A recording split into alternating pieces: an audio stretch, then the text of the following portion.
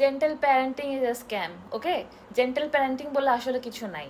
বাচ্চা কাচ্চাকে মানুষ করার জন্য মায়ের ওপর ওষুধ নাই। তুই একটা চড় থাপ্পড় না দিলে বাচ্চা কাচ্চা জীবনও মানুষ হবে না। ছোটবেলা থেকে চড় থাপ্পড় না দিলে সব সন্তান বড় হয়ে বেয়ারা হয়, বাপ মাকে বড় হয়ে বৃদ্ধাশ্রমে দিয়ে আসে। আমাদের বাপ মা আমাদেরকে মারধর দিয়ে বড় করছে, আমাদের কোনো মানসিক সমস্যা হয়নি, আমার মানসিকভাবে একদম সুস্থ হয়ে বড় হয়েছি। ওকে ফাইন, মানলাম আপনার কোনো মানসিক সমস্যা নেই, আপনি একদম মানসিকভাবে সুস্থ।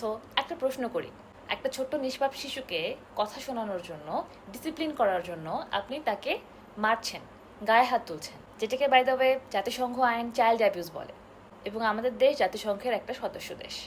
আইনের কথা যদি সাইডেও রাখি, একটা শিশুকে মারধর করে বকাঝকা দিয়ে কেন ডিসিপ্লিন করতে হবে?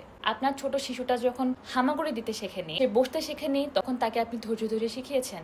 যখন হাঁটতে শেখেনি তখন হাত ধরে হাঁটা শেখাচ্ছেন। এসব লাইফ স্কিল শেখানোর জন্য আপনার মনে হয়নি যে ওকে মারধর দেওয়া দরকার বা বকাঝকা দেওয়া দরকার? তাহলে আপনার কাছে কেন মনে হলো যে নিজের ইমোশন কন্ট্রোল করা, কোনটা করা উচিত কোনটা করা উচিত না, এই ধরনের ইম্পর্টেন্ট লাইফ স্কিলগুলো শেখানোর জন্য তাকে মারধর দেওয়ার বা বকাঝকা দেওয়ার প্রয়োজন আছে, বা আদৌ এগুলো কাজে লাগবে?